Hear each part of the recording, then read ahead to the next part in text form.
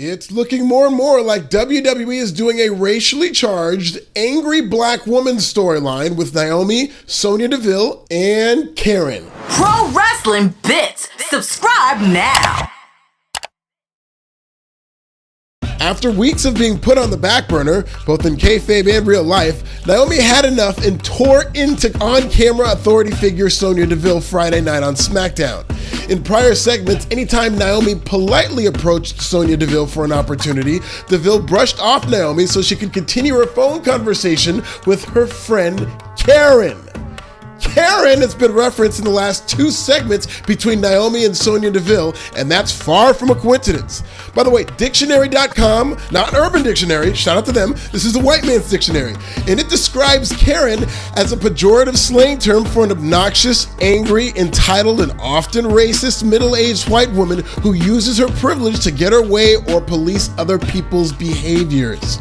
Right on cue, Naomi was fined for insubordination simply for putting a little bass in her voice and demanding an opportunity that she rightfully deserves.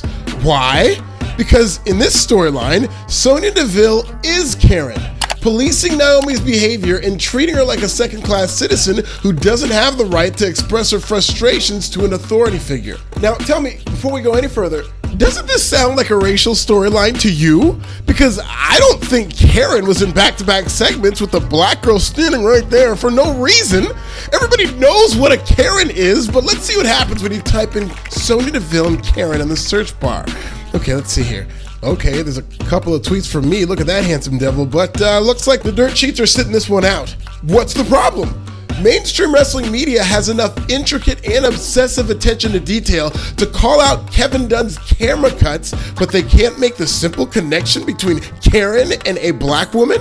Kittens. Anyway, Naomi hasn't had a match since Money in the Bank back in July. After suppressing her frustrations to avoid being labeled as an angry black woman, Naomi stepped to Sonya Deville and demanded to be treated equal to her peers, saying, quote, "Give me a match that's of my worth." Oh, I'm sorry, that wasn't Naomi who said that. That's what Charlotte Flair said to Sonya Deville back on the May 3rd episode of Raw. And despite using the same tone with Sonya Deville as Naomi to demand what she felt she was owed, Charlotte Flair was rewarded by being added to a title match at WrestleMania Backlash. For good measure, Sonya lifted a storyline suspension for Charlotte the week before. When a frustrated Naomi made a demand just to have a match, she was fined in storyline for insubordination and treated like a subordinate who had stepped out of line.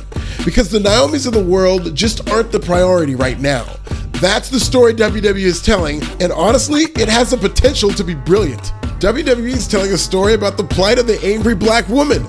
Stuck in a rock and a hard place, Naomi feels less prioritized and is often ignored when she politely requests a moment of Sonya Deville's time. But the second she becomes more assertive, it's seen as aggressive, and she's punished by Karen Deville. Not only is Naomi's situation relatable, but the story of a black wrestler being shuffled to the background is literally what's happening in AEW as we speak.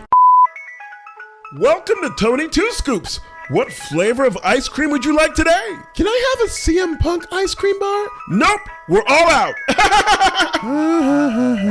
Okay, let's see here.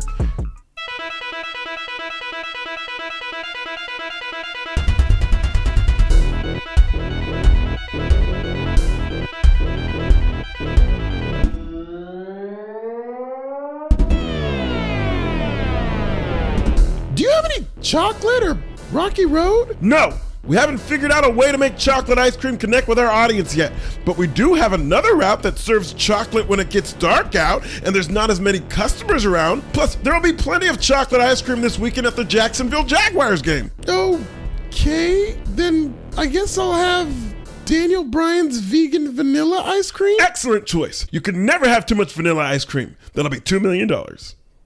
Many have speculated that Naomi should go run behind her husband in the Bloodline so these SmackDown knights in shining armor can rescue this helpless black woman from her problems. That would be bullshit. I've never known a black woman to go run and hide behind her mans when the going gets tough. That's certainly not what Harriet Tubman or Rosa Parks did, shout out to them. And that's a less compelling story than what would really happen in most situations like this, where a black woman would simply handle her business. Naomi doesn't need the bloodline for Karen and Sonya. She's got this. Let her handle her light work. Beyonce never hid behind Jay-Z. Naomi doesn't need to hide behind Jey Uso or Jimmy Uso or Roman Reigns. To quote Beyonce, you must not know about Naomi. What, Naomi should join the Bloodline and turn heel to get what she wants? We're gonna make the outspoken black woman a heel? Is this WWE on Fox or WWE on Fox News? Naomi joins the Bloodline for what? So she can be a valet who interferes in their matches? Is that better than where she was the last time we saw her in a pay-per-view match? What, would WWE let the Usos be her goons and interfere in her matches? Because all of this sounds like trash. I want to see Naomi handle this by herself. That's the most satisfying payoff given the direction of this racially charged storyline. Naomi would become a bigger star as a featured act in a realistic scenario that happens far too often. WWE can connect with a lot of different people through Naomi and build on their female viewership in the process, many of whom recognize both Sonya Deville and Naomi from Total Divas. During an interview last year, Stephanie McMahon said, quote, "We saw an increase in our female audience in different platforms and different channels. The 40% stayed for our core programming, but Total Divas and Total Bellas, the female viewership went through the roof. All this angry black woman storyline needs is Naomi, Sonya, and Karen, who's more of an idea than a person in this storyline, although if they ever pay it off, it's gotta be Megyn Kelly, right? This might be one of the best builds going for what should be a hot pay-per-view match. If they peak it correctly and Naomi continues to be unfairly treated, fans will rally behind Naomi to finally see her in a return match against Sonya Deville, which would be Sonya's return match too. If it ain't broke, don't fix it. And Bloodline be damned, this is one of the best storylines on SmackDown right now.